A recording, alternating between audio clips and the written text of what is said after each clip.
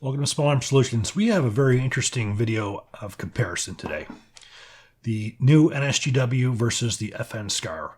Now, both of these are considered to be cream of the crop amongst modern battle rifles. The only ones that probably would compete with it would be the LMT and the Knight's M110, for as far as combat rifles are concerned. But these two are the ones that are probably most closely together.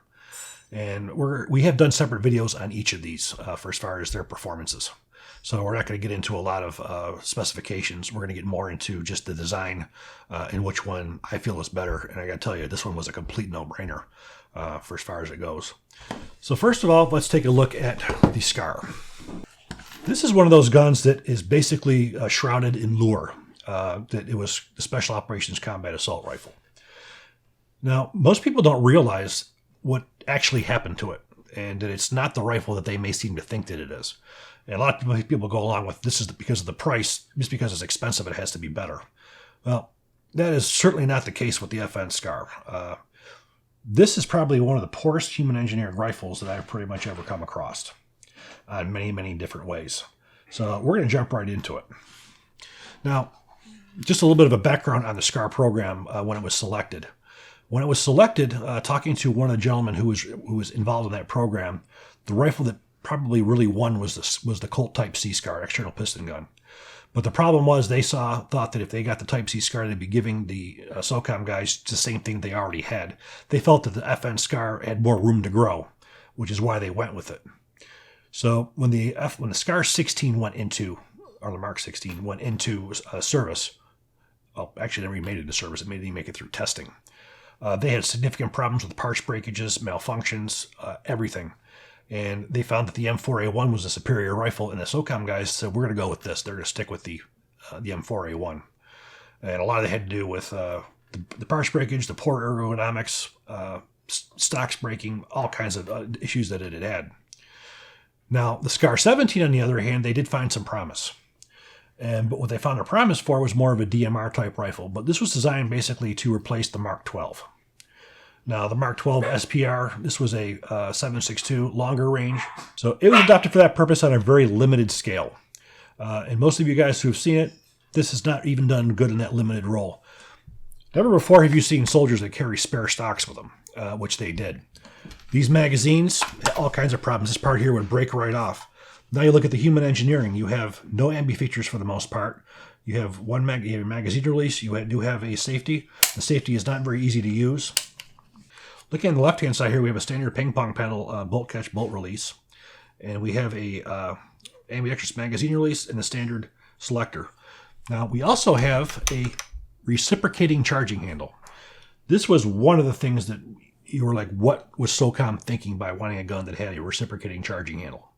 So that was a failure to begin with. It was reversible, but it was not really practical. For as far as trigger is concerned, this trigger is absolutely horrible. When I did my videos on this, when I did my actual groups, I removed this module and put a handle defense module that took SR25 magazines, and it had a Geisley Super SCAR trigger. That drastically increases what your capabilities are with this gun. What you do with this trigger here is pretty horrible the way that it comes. This is the same way that the military ones were that were selective fire. Now we go up further here. You have absolutely no real estate on here whatsoever. You have a very short place to put any kind of optics or any kind of flashlights or whatever. You have a very short part right here. Now you have the gas block. The gas block I have on here is one of the fully adjustable gas blocks that helps you tune this down versus the standard plug. Now, this rifle was pleasant to shoot because of the muzzle brake. Now, this muzzle brake is extremely effective. However, it flashes like a dragon. So it's a double-edged sword. It decreases recoil and muzzle jump, but what does it do? It does give you extreme noise. Cold hammer forged chrome line barrel, which was a good thing.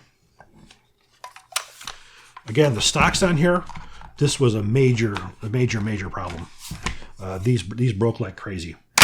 Now, for as far as accuracy was concerned, you can see from the other video, this was probably just over sub MOA. With proper match grade ammunition, it does shoot rather well. It shot up with the best of them. However, in order to really get that to work, you need to do a lot of work to it. So you have a very expensive rifle that you have to add a lot to. Now let's take a look at the NSGW. But everything I just said, why don't you go about the opposite with this one? You have a strong stock assembly. You have a telescopic and a side folding similar to that, but this one's not going to break on you. You have very nice ambi features that are very easy to get to. Your safety. You have a very nice ambidextrous bolt catch, a large oversized magazine release. When you flip it over, you have a very nice, easy to get to magazine release, as well as a bolt catch that has an extension on here, so you can get your finger on it. You also have a side charging handle that's non-reciprocating. And if you look at all the real estate you have on here to mount auxiliaries, you can pretty much do everything with it. You have a 2-position gas block for suppressed and unsuppressed. Now, in the operator's manual, it tells you not to even suppress the scars. Now, this scar, 17, not the 16, but the 17, this was known to destroy optics because of the harmonics, because of the way this thing is assembled. The reason why the L-can optic is on here is because this is one of the few that will hold up to the abuse and the harmonics of the scar type system. Magazines. This uses an SR25 magazine, very, very durable, very, very well used. Now, for as far as recoil is concerned, I'll give them both about the same on that. Again, this one here was a little bit lighter only because of the muzzle brake. If you were to swap that out on this one, you probably would see that as well. It would be a little bit less on it. Again, recoil, they were the same. For as far as disassembly, this one is a little bit easier to get to than this one. This one using aluminum versus the polymer. You don't have any problems with the optics on this one, breaking because of harmonics. Overall, the NSGW, I think, is a much, much better rifle. We're going to go to the range. We're just going to fire off a couple rounds with the two.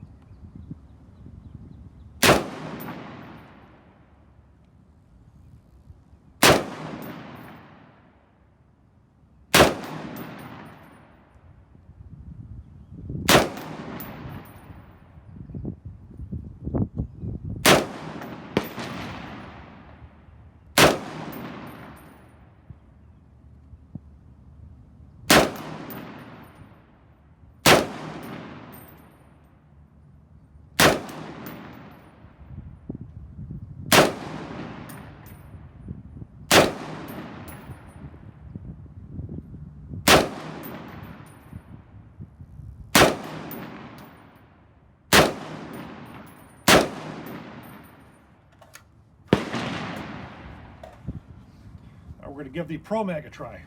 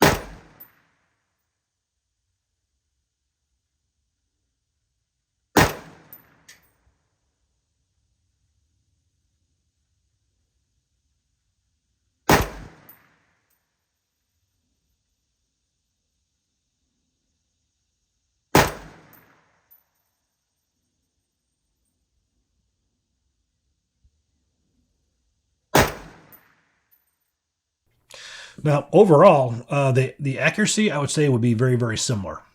Human engineering totally is the NSGW. It's the NSGW was very, very well put out. The SCAR is a little bit lighter than this one here. Again, this one here is the 16-inch rather than 13-inch. I did have a suppressor on this one. I never really touched the muzzle brake on it. But everything on the NSGW rifle is easy to get to and very efficient. This rifle is not. This rifle did pass all U.S. military testing phase 1s and phase 2. This one only went through SOCOM. Now, here is a negative on the NSGW. SOCOM wants absolutely nothing to do with it. Neither does the Marines. This is strictly a green machine type gun, the Army. And again, I don't believe this is going to have any more success than this one did. Just like this one, I expect this one's going to see a very limited use in a DMR role. So, overall, I think this is really a no-brainer. I think the NSGW is light years ahead of the SCAR. I think the SCAR, after they lost the U.S. government contract, I think FN just gave up on it. They didn't do anything to improve it. The only thing they've really done recently is they've got a non-reciprocating charging handle, because a lot of people did complain about it. So, but that's really about it. The gun hasn't really had the success that you would have expected it to, especially not with the lure would make you believe that it did. So if you look at the numbers that were produced, this was relatively few numbers. If this actually does do what they're supposed to say, this will tower this thing in production numbers. For as far as field use is concerned, these have had some good field experiences. You have bad magazines and you have bad stocks on them that really have not been corrected. Handle defense probably did more to improve this gun than even FN did with the new lower module that took the SR25 magazine, a good magazine. It allows you to swap out your pistol grip as well. And again, if you want this thing to shoot, you have to get the Scar Super Scar trigger from Geisley. That's really a must. This one comes right out of the box with the Matchlight trigger, which is a very nice trigger. Now, for as far as cost is concerned, these are both comparable in cost. They're both around $5,000. This could be a little bit less now. This one I think will drop once they start getting in production, but right now they're very much unicorns. Now, if you want to see the specifics on each of these, for as far as all of the stats and everything, you can go to the videos I have on each, and that will give you that information. But overall, this was a complete no-brainer. The NSGW or the M7, I think in every way, pretty much blows away the Scar 17. So I do hope you enjoy this video. If you do, please click like, please subscribe, and even better, share.